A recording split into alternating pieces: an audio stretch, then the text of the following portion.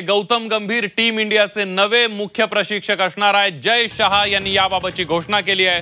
गौतम गंभीर यांनी कोलकाता नाईट रायडर्सचे मार्गदर्शक म्हणून सूत्र हाती घेतली होती आणि आता त्यांच्या नेतृत्वाखाली कोलकात्यानं 10 वर्षांच्या प्रतीक्षेनंतर IPL 2024 विजेतेपद जिंकलं होतं।